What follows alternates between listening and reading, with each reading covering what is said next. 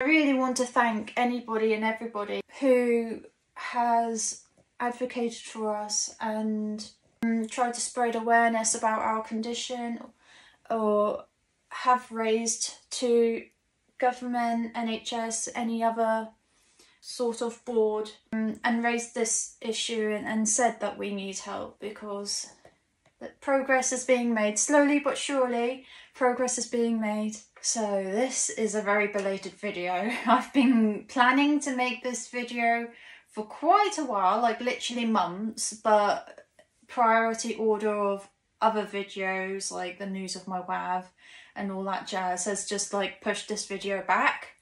So I just want to read out and share about some big news for the FND community that I found out about a while ago. This video will hopefully still be helpful to anyone out there who's not already aware. I'm just going to read straight from the post. FND Action posted this in August, and it says, big news for the FND community.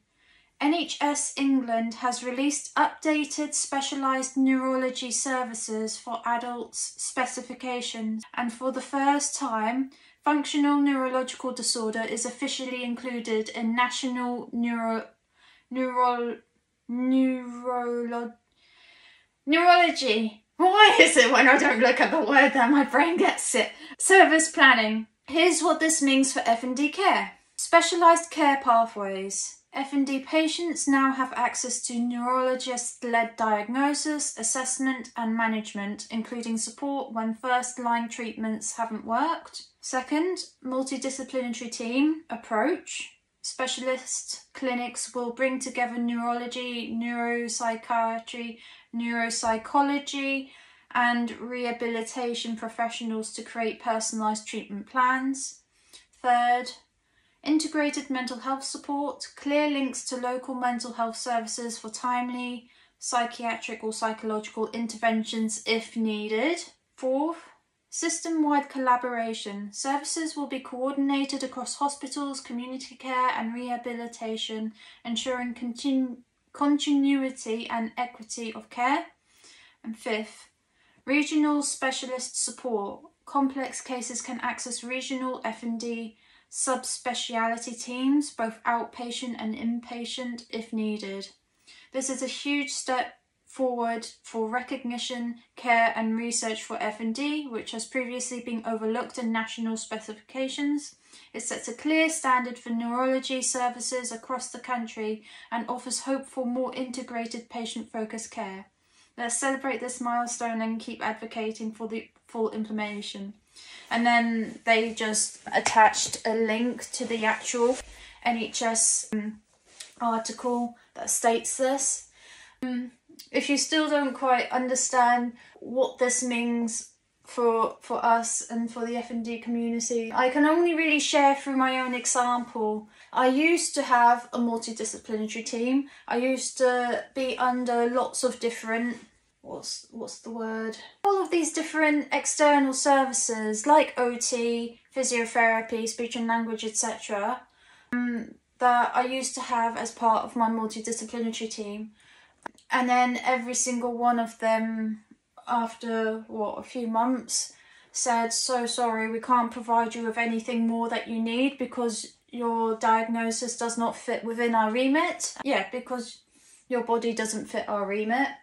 And therefore I had to be discharged, and I ended up discharged from each of these services because FND is not covered.